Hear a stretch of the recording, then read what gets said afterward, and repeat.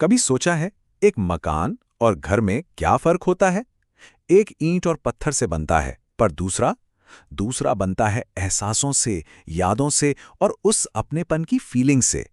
चलिए, आज एक बहुत ही प्यारी सी बाल कविता के सहारे इसी एहसास की गहराई में उतरते हैं। जरा इस तस्वीर को देखिए, कितनी दिल को छू लेने वाली है ना? एक ही पल में कितनी कहानियां हैं। एक प्यार भरा आलिंगन, खेलने की एक खुशनुमा याद और शायद किसी का जाना या फिर वापस आना। और यही तस्वीर अपने आप में वो सवाल खड़ा करती है जो आज हमारी इस पूरी बातचीत का मरकज है। सवाल तो बड़ा है, पर इसका जवाब एक बहुत ही सादी लेकिन बेहद खूबसूरत सी भारतीय बाल कविता में छिपा हुआ है, जिसका नाम है घर। ये कविता दिव्यक रमेश जी की लिखी हुई है। और इसके गहरे मतलब को समझने के लिए हम क्या करेंगे?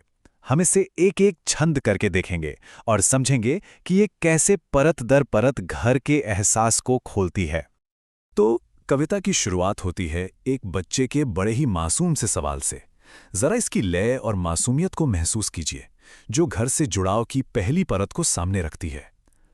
घर वो जगह है जिसे हम कभी भूल ही नहीं पाते।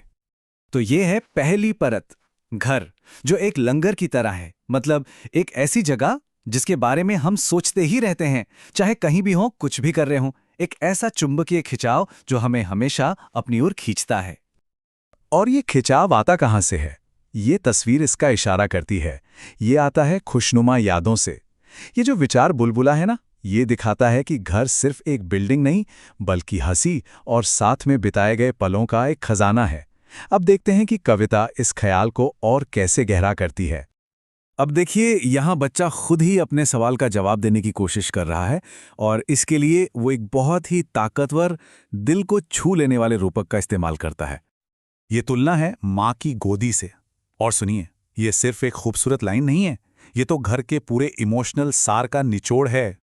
देखिए, भारतीय संस्कृति में माँ की गोद से ज्यादा सुरक्षित, आरामदेह और बिना शर्त प्यार वाली कोई जगह नहीं होती। वो परम सुरक्षा का प्रतीक है। तो जब कविता कहती है कि घर माँ की गोदी सा है, तो इसका सीधा मतलब है कि घर वो जगह है जहां हमें बिना किसी सवाल के अपनाया जाता है, जहां हम सबसे ज्यादा महफूज महसूस करते हैं। और ये आखिरी छंद घर की एक और बहुत जरूरी भूमिका पर रोशनी डालता है, एक पनाहगाह के तौर पर। मतलब घर वो जगह है जो बाहर की दुनिया की सारी टेंशन, सारी थकान को जैसे धो देती है। ये सिर्फ आराम करने की जगह नहीं है, बल्कि ये हमें अंदर से इमोशनली और फिजिकली फिर से तरोताज़ा कर देती है, ताकि हम अगले दिन का सामना करने के लिए तैयार हो सकें। तो कविता तो शब्दों से घर का एहसास जगा रही है, पर जब हम इस तस्वीर को और गौर से देखते हैं ना, तो ये कहानी को और भी गहरा बना देती है। एक बार फिर से इस तस्वीर पर नजर डालते हैं। देखिए, इसमें 3 परतें एक साथ चल रही हैं। एक तरफ अभी का ये प्यार भरा आलिंगन है, दूसरी तरफ वो अतीत की खुशहाल याद, और फिर दरवाजे पर विदाई या शायद किसी के लौटने का वो पल। ये सब मिलकर ही तो घर का पूरा चक्र बनाते हैं। तो कुल मिलाकर ये तस्वीर सिर्फ एक ड्राइंग नहीं है, ये तो कविता की भावनाओं का एक विजुअल निचोड़ है। ये हमें दिखाती है कि घर सुरक्षा, यादों और उस मजबूत जुड़ाव से बनता है जो हमें हमेशा वापस खींच लाता है। लेकिन ये चैप्टर सिर्फ एक कविता और तस्वीर पर ही खत्म नहीं होता। ये बच्चों को इन एहसासों को अपनी असल जिंदगी से जोड़ने के तरीके भी बताता है। ये सवाल सिर्फ रटने के लिए नहीं है, ये बच्चों को कविता को महसूस करने के लिए उकसाते हैं। ये उन्हें अपनी फीलिंग्स को पहचानने और उन्हें शब्दों में बयां करने में मदद करते हैं, जो इमोशनल इंटेलिजेंस के विकास के लिए बहुत ज़रूरी है। और ये जो एक्सरसाइज है ना, ये सीखने को क्लासरूम से बाहर निकालकर सीधे घर के बीच ले आती है। इससे ये एक ऐसी एक्टिविटी बन जाती है जो पूरे परिवार को जोड़ती है।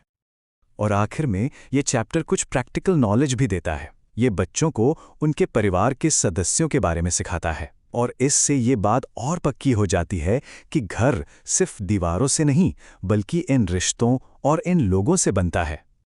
तो जब हम इन सभी हिस्सों को एक साथ जोड़कर देखते हैं, कविता, तस्वीर और एक्सरसाइज, तो हमें घर के मतलब पर एक पूरा इमोशन से भरा हुआ सबक मिलता है। तो आखिर में ये छोटा सा चैप्टर हमें यही सिखाता है कि घर सिर्फ एक जगह का नाम नहीं है। घर अपनेपन का, सुरक्षा का और बिना शर्त वाले प्यार का एक गहरा एहसास है। और ये एक ऐसा एहसास है जो हमेशा हमारे साथ रहता है, चाहे हम कहीं भी चले जाएं।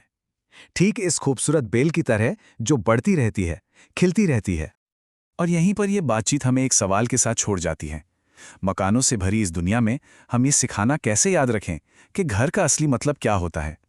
शायद इसका जवाब इसी बात में छिपा है कि घर सिर्फ रहने की नहीं, बल्कि असल में जीने की जगह होती है।